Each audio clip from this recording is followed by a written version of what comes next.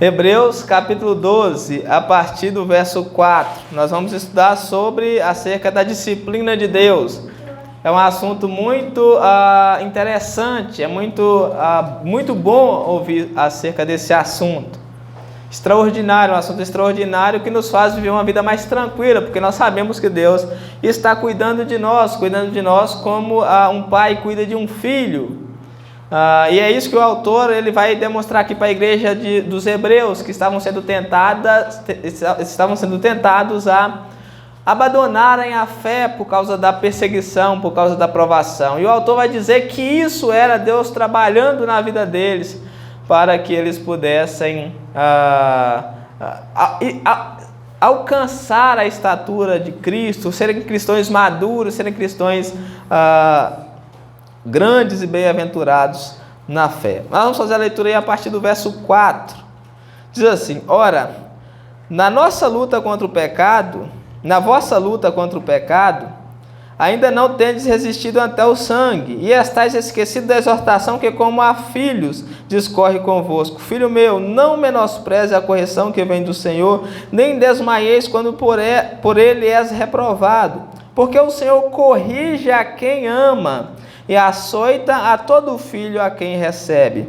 É para a disciplina que perseverais. Deus vos trata como filhos. Pois que filho há que o pai não corrija? Mas se está sem correção, de que todos se têm tornado participantes, logo sois bastardos e não filhos. Além disso, tínhamos os nossos pais, segundo a carne, que nos corrigiam e respeitávamos.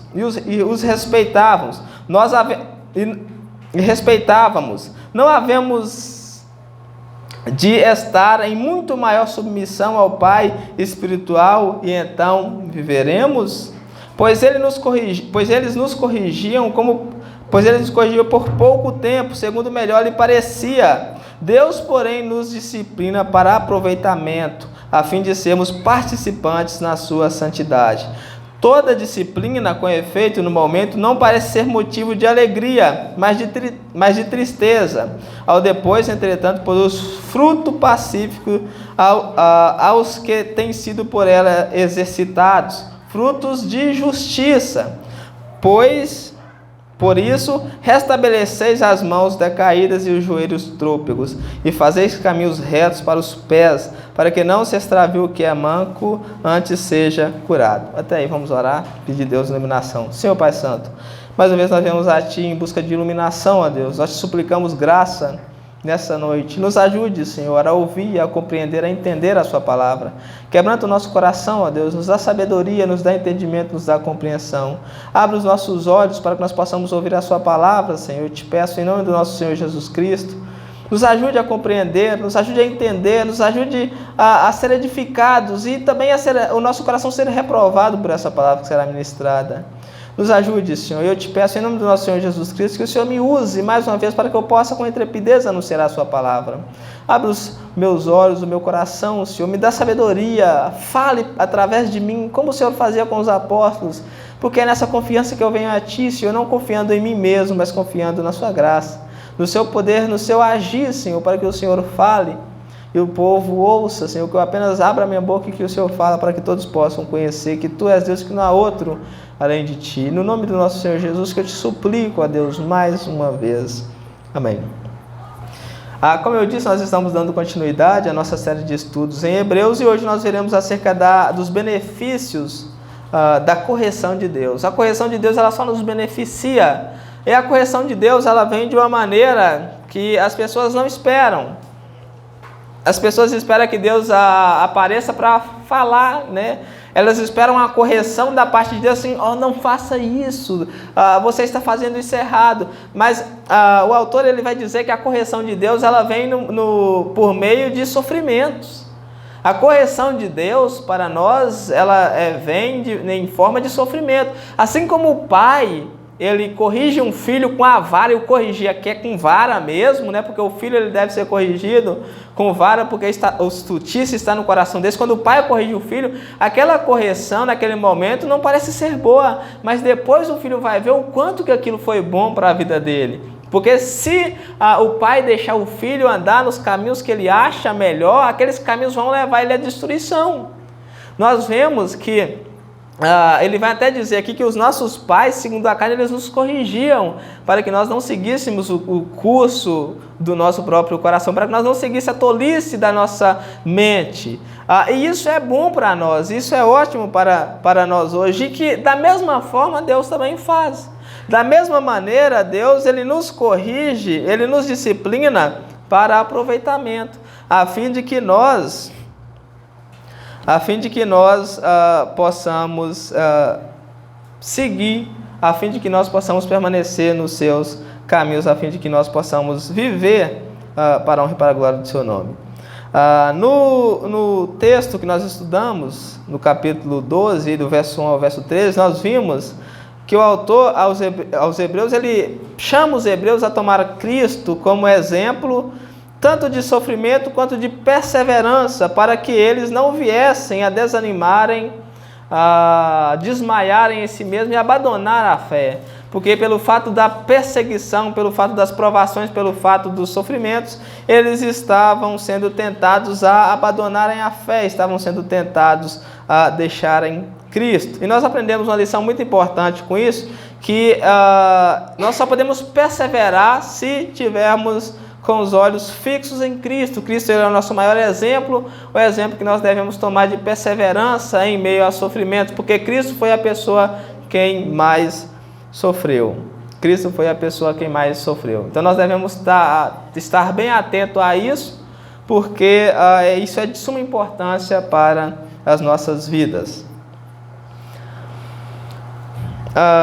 Nós vemos em todo o contexto da carta que o grande objetivo do autor de Hebreus é demonstrar a grandeza de Jesus Cristo. Em toda a carta, o autor ele tem como objetivo demonstrar a grandeza de Jesus Cristo, a sublimidade da sua obra, para que os hebreus não viessem desistir, para que os hebreus não viessem deixar a fé. Os hebreus eles estavam sendo tentados a deixar a fé pelo fato de estarem sendo perseguidos, pelo fato de estarem passando por várias perseguições, provações e sofrimentos. Isso estavam levando eles a desanimarem, a abandonarem a fé. E o autor ele escreve essa epístola com o objetivo de mostrar para eles que eles não deveriam deixar a fé por causa da perseguição. E aqui no verso 4 até o verso 13, nós vemos que ele vai dizer que as provações, as perseguições, elas são um método que Deus usa para nos manter nos seus caminhos, um método que Deus usa para nos manter firmes, para que nós possamos caminhar firmes nos seus caminhos. Elas têm como objetivo nos beneficiar. A correção de Deus, a disciplina de Deus, ela tem como objetivo nos beneficiar. E essa correção de Deus, ela vem em forma de provações, tribulações e sofrimentos. E o objetivo disso tudo é o nosso próprio benefício. Hoje nós veremos que os sofrimentos e as provações, as perseguições, são prova do amor de Deus. Pois tudo isso Deus usa para nos disciplinar, para podermos andarmos em seus caminhos. Deus usa as provações, os sofrimentos para nos disciplinar de maneira que nós possamos andar nos seus caminhos, e isso é uma prova de amor. Se Deus não nos corrigisse, se Deus não nos disciplinasse, nós andaríamos nos maus caminhos, nós seguiríamos os maus caminhos dos nossos corações, isso nos condenaria ao fogo do inferno. Mas Deus ele faz uso dos sofrimentos, ele faz uso das provações para que nós não sigamos o curso da nossa própria vontade, para que nós não sigamos os nossos próprios caminhos e com isso nós podermos ser salvos. Nós vamos ver aqui 3 grandes privilégios da disciplina de Deus, 3 grandes privilégios de sermos disciplinados por Deus. O primeiro grande privilégio que nós vemos aí é que a disciplina de Deus, ela é prova do seu grande amor. Quando Deus nos disciplina, nós vemos que Deus ele está provando o seu grande amor por nós. Nós vemos a prova do amor de Deus nisso, em Deus nos disciplinar. Então Deus ele nos corrige para que nós não venhamos seguir o nosso próprio caminho. E nós vemos isso do verso 4 ao verso 8, onde que nós vemos que a grande prova, né, uma das grandes provas do amor de Deus, é Ele não nos deixar seguir o curso do nosso próprio coração. O nosso coração ele é mau, as nossas vontades são mal, a nossa consciência é mal, e se Deus não nos livrar desse mal, através da disciplina, nós não podemos permanecer firmes. Então vamos fazer a leitura aí do verso 4. Ele diz: ora, na vossa luta contra o pecado, ainda não tendes resistido até o sangue. Nós lembramos que o que ele diz anteriormente era justamente isso. Eles estavam sendo tentados a desistir por causa da perseguição. E ele usa o exemplo de Cristo para que eles pudessem olhar para o exemplo de Cristo e não vir desanimar, vir deixar o caminho, vir abandonar o caminho. E ele vai dizer agora, complementando o que ele disse anteriormente, que nessa luta, na luta deles contra o pecado, eles ainda não haviam resistido até o sangue, ou seja, eles ainda não haviam morrido por causa do pecado. Então nós vemos aí que por mais que seja o sofrimento, por mais que sejam as perseguições, por mais que sejam as dificuldades, nós não podemos desanimar, nós não podemos retroceder, porque Cristo não parou. E Cristo foi a pessoa quem mais sofreu, Cristo foi a pessoa quem mais foi perseguido, a pessoa que mais foi humilhado, e mesmo assim ele não desistiu. Então o exemplo que nós temos é ele, e nós, com todas as perseguições, com todas as provações, nós ainda não precisamos morrer por causa do pecado, assim como Cristo morreu. Aí ele continua: e estáis esquecidos da exortação que como a filho discorre convosco. Ele vai citar aqui o livro de Provérbios, onde que diz que Deus ele corrige quem ele ama, que a correção é uma prova do amor de Deus. Estáis esquecidos da exortação que como a filho discorre convosco. Filho meu, não menospreze a correção que vem do Senhor. Ou seja, ele está chamando a igreja a não desprezar aquela perseguição, aquela correção, aquela disciplina que está vindo de Deus. Ele diz: nem desmaieis quando por ele és reprovado. Porque Deus ele reprova muitas vezes a forma que nós vivemos.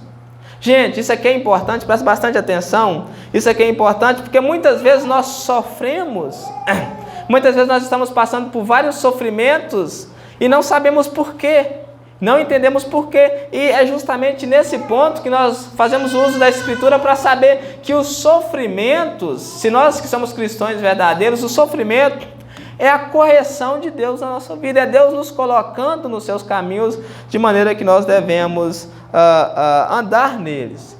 Então, ele corrige, ele reprova.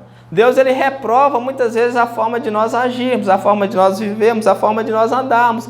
Deus ele reprova. Ele continua no verso 6, porque o Senhor corrige a quem ama e açoita a todo filho a quem recebe. Então essa correção de Deus é uma prova do seu amor. Essa correção de Deus, ela demonstra o grande amor de Deus, que não nos deixa seguir o curso da nossa própria vaidade, o curso do nosso próprio coração. Aí ele continua: é para disciplina que perseverais. Ele vai chamar os hebreus a chamar: vocês devem perseverar, porque quanto mais vocês são disciplinados, vocês precisam perseverar, porque Deus os trata como a filhos. Deus trata como a filhos todos aqueles que Ele corrige. Ele vai dizer algo extraordinário. Ele faz uma pergunta interessante: pois que filho há que o pai não corrige? Que filho que o pai não corrige? Se há, ele continua no verso 8, se estáis sem correção, de que todos têm tornados participantes, logo sois bastardos e não filhos. Ou seja, todo filho que o pai ama verdadeiramente, ele corrige. O filho que não recebe correção do pai, ele é um bastardo. O que a Bíblia diz: o filho que não tem pai, o filho que que não recebe correção, é um filho bastardo. Então, um filho ilegítimo. Então, o autor ele está dizendo aqui justamente isso, que Deus ele nos corrige porque nós somos filhos. As provações, as dificuldades, os sofrimentos, eles fazem parte da vida do cristão justamente por causa disso, porque Deus usa esse sofrimento para nos colocar nos seus caminhos. Muitas vezes nós somos muito desleixados com as coisas de Deus. E se nós realmente somos cristãos verdadeiros, se nós realmente somos cristãos verdadeiros, Deus ele vai nos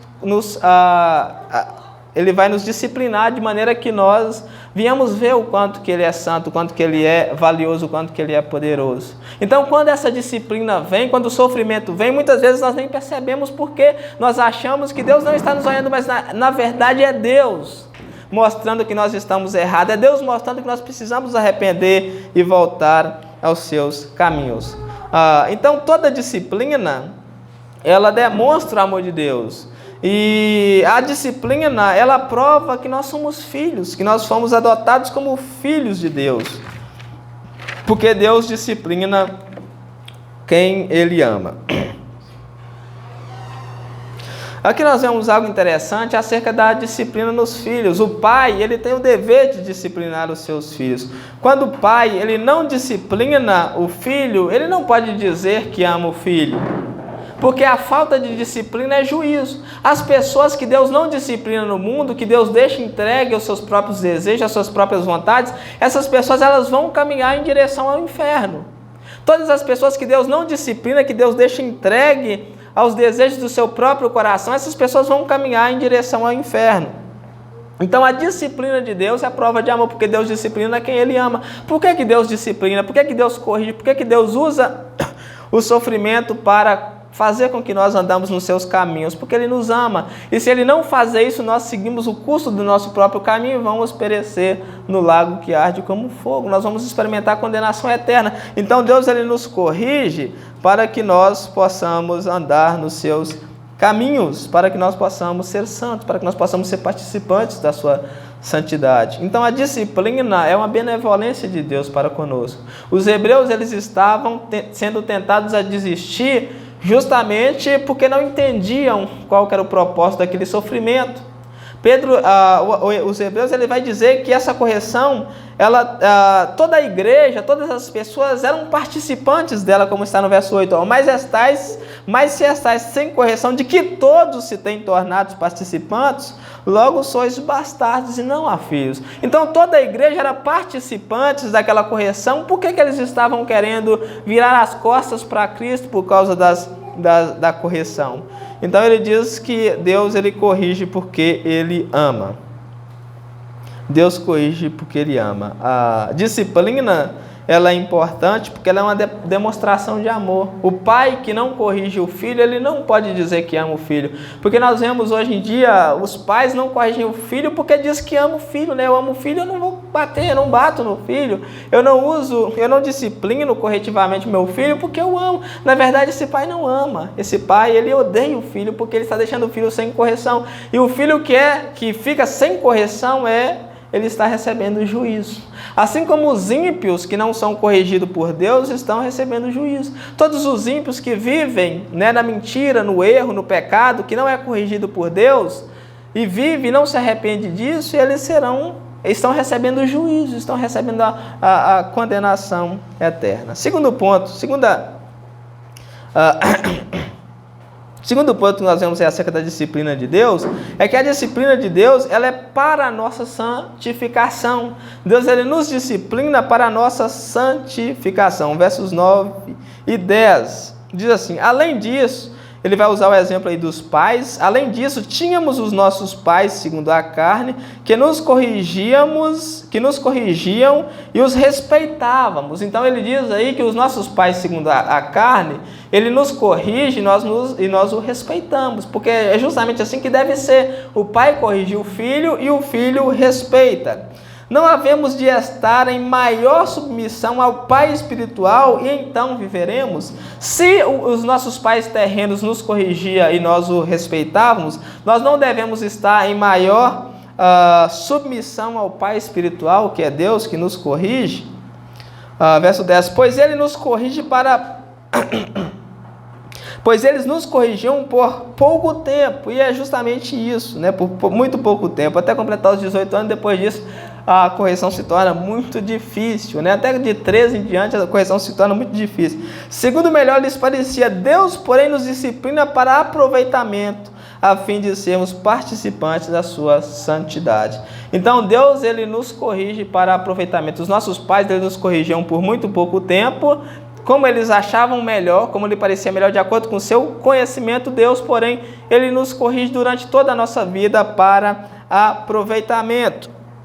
A fim de quê? A fim de que nós nós sejamos participantes da sua santidade. Deus, ele nos disciplina para que possamos ser santo assim como ele é santo. Ele nos disciplina para que nós possamos ser santo, para que nós possamos desvencilhar do mal, para que nós possamos deixar os caminhos maus do nosso próprio coração, assim como ele é santo. Como ele diz no verso 14, que sem santificação ninguém verá o Senhor.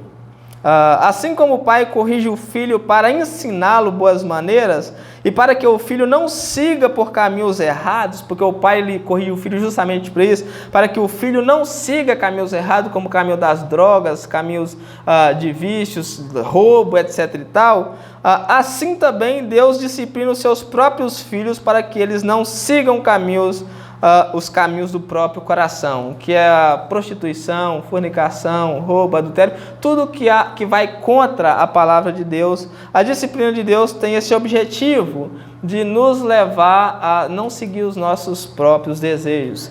Então, Deus ele tem esse objetivo em nos disciplinar. Os sofrimentos que Deus manda na nossa vida, os sofrimentos que Deus proporciona, os sofrimentos que vêm, tem esse objetivo. Então nós precisamos ter essa visão espiritual para ver que os sofrimentos é a mão de Deus, a demonstração do seu grande amor.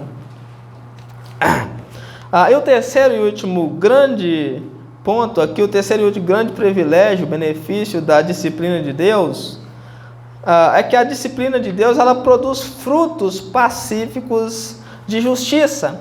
Quando Deus nos disciplina, Ele está trabalhando na nossa vida para que nós produzimos frutos, para que nós possamos receber algo bom na frente, para que nós possamos receber algo maravilhoso. E nós vemos isso aí no verso 11, diz assim: toda disciplina, com efeito no momento, não parece ser motivo de alegria, mas de tristeza. Ele vai dizer do caráter da disciplina. A disciplina, quando nós apanhamos, por assim dizer, dos nossos pais, quando ele pega a vara e batia, disciplinava o filho, aquilo no momento não parecia motivo de alegria, mas de tristeza. Nós ficávamos tristes, chorávamos, sentíamos dor, e aquilo por um momento não parecia motivo de alegria, mas depois é que nós fomos ver que os nossos pais, eles tinham motivos para aquilo, e nós, se eles deixássemos daquela maneira, nós seríamos pessoas perversas hoje. Ele diz: mais de tristeza, ao depois, entretanto, produz frutos pacíficos aos que têm sido por ela exercitados, frutos de justiça. Da mesma maneira que o sofrimento, a princípio, parece ser algo ruim, mas logo depois, quando nós entendemos que aquilo provém de Deus, que tem o objetivo de nos santificar, aquilo vai produzir fruto. Nós vamos entender que os sofrimentos, eles trabalham na nossa vida para que nós possamos conhecer a Deus. Então, os sofrimentos na vida do cristão não é algo ruim, não é algo de levar a pessoa a desvencilhar da fé, a desviar da fé, como os hebreus estavam sendo tentados a desviar. Mas os sofrimentos, eles tinham como objetivo trazer os cristãos para perto de Deus. O sofrimento ele tem o objetivo na nossa vida, na vida daquele que crê, de nos trazer para perto de Deus. Ele continua, ele vai exortar os cristãos a permanecerem firmes. Ele diz: uma vez que vocês entenderam que os sofrimentos eles estão colocados para o nosso próprio benefício, que eles produzem frutos pacíficos, de justiça, que a disciplina de Deus ela produz em nós coisa boa, como aquele que é disciplinado por Deus, ele passa a amar mais o próximo, ele passa a perseverar mais. São frutos pacíficos de justiça: o amor, a perseverança, a humildade, né? Tem pessoas que são tão orgulhosas, quando ela é disciplinada por Deus, ela se torna humilde. Nós recebemos a paz, né, a confiança em Deus, esperança, longanimidade, benignidade. Tudo isso são frutos pacíficos de justiça que Deus corrige para que nós possamos obter. E ele continua dizendo que uma vez que nós entendemos isso, uma vez que os hebreus entenderam isso, eles deveriam perseverar. Eles deveriam restabelecer, ele usa aí a figura, verso 2, por isso restabeleceis as mãos decaídas e os joelhos trôpegos, ou seja, tenham força, adquiram força, busquem força, continue a perseverar, não deixem os joelhos tremerem e caírem de fraqueza. Arranquem força dessa verdade que vocês ouviram, para que vocês não fiquem prostrados no meio do caminho. Uma vez que vocês entenderam que esse sofrimento tem como objetivo o seu bem, então não fiquem prostrados, não desistem, não desanimem, não retrocedem, mas continuem em frente. Ele diz, verso 13, e fazei caminhos retos. Uma vez que nós entendemos que os sofrimentos eles são benefícios de Deus nas nossas vidas, ele diz, nós precisamos fazer caminhos retos para os pés, ou seja, andar em santificação, para que não se extravie o que é manco, antes seja curado. Uma vez que nós compreendemos a palavra de Deus, uma vez que nós entendemos qual que é a palavra de Deus, nós precisamos andar nos caminhos retos, nos caminhos que agradam a Deus. E do 14 em diante ele vai fazer uma exortação à pureza espiritual. Ele vai chamar os irmãos a serem santos, porque essa é a vontade de Deus. Nós vimos que Cristo ele morreu para isso, para que nós pudéssemos ser santos. Cristo morreu para que nós pudéssemos herdar a vida eterna, para que nós pudéssemos andar nos seus caminhos. E a minha oração é para que Deus corrija a todos nós, que ainda não entendemos qual que é a sua vontade e que não levamos a sério as coisas de Deus. Se há um cristão verdadeiro que entende qual que é a vontade de Deus, que ouviu a vontade de Deus, mas que é desleixado e não leva as coisas de Deus a sério, que não vive de acordo com o que ouve, que Deus possa corrigir, que Deus possa disciplinar-nos de maneira que nós possamos levar a sério, porque senão nós não prevaleceremos. Amém? Glória a Deus. A correção de Deus, só para finalizar, a correção de Deus tem como objetivo o nosso maior bem. A correção de Deus ela tem como objetivo nos colocar nos caminhos de Deus. Os hebreus eles estavam sendo tentados a desistir por causa disso. Eles estavam sendo perseguidos, estavam sofrendo e eles estavam querendo desistir porque não viam nenhum prazer mais em servir a Deus. Estavam totalmente desleixados. Mas o autor diz que não, que aquilo ali servia para o bem. Se eles perseverassem, eles veriam aqueles frutos, os frutos de justiça que eles iriam experimentar mais adiante. Amém? Glória a Deus. Então vamos orar e agradecer a Deus por mais essa oportunidade que nós tivemos. E que a nossa oração possa ser, ser que o Senhor venha fazer essa obra nas nossas vidas, né? Que, assim como o profeta Isaías diz, que o Senhor ele nos corrija, mas não com ira, para que nós não sejamos consumidos, mas com bondade, porque nós somos pó. Nós devemos lembrar que nós somos pó. Senhor Deus, mais uma vez nós te agradecemos por essa oportunidade que o Senhor nos deu, nós te louvamos por mais essa oportunidade de podermos estar todos reunidos no seu nome, ó Deus. Muito obrigado por tudo que o Senhor tem feito nas nossas vidas, muito obrigado pela sua graça, pela sua misericórdia, pela sua paz, muito obrigado pelos seus ensinamentos, ó Deus. Eu te louvo, eu te agradeço, eu te bendigo em nome do nosso Senhor Jesus Cristo. Muito obrigado, Senhor, por essa oportunidade, muito obrigado pela palavra, muito obrigado por esse ensinamento, Senhor. E de agora em diante, não nos deixe achar que os sofrimentos não têm significado. Muitas vezes nós sofremos e achamos que aquilo não tem nenhum significado, ó Deus. Mas a sua palavra diz que tem todo um significado e que o Senhor usa todos os sofrimentos para o nosso bem. Todas as coisas que acontecem nas nossas vidas, de acordo com Romanos, colabora para o nosso bem, que nós possamos tomar posse dessa verdade, Senhor, e gravar a sua lei no nosso coração e viver. E que eu te suplico, ó Deus, corrija-nos. Corrija, não nos deixa, Senhor, viver na loucura do nosso próprio coração. Não nos deixe viver, Senhor, achando que nós estamos no certo quando nós estamos longe do Senhor. Nos ajude a viver para Ti, Senhor, para a honra e para a glória do Seu santo nome. É o que eu te peço, te agradeço em nome do nosso Senhor Jesus. Amém.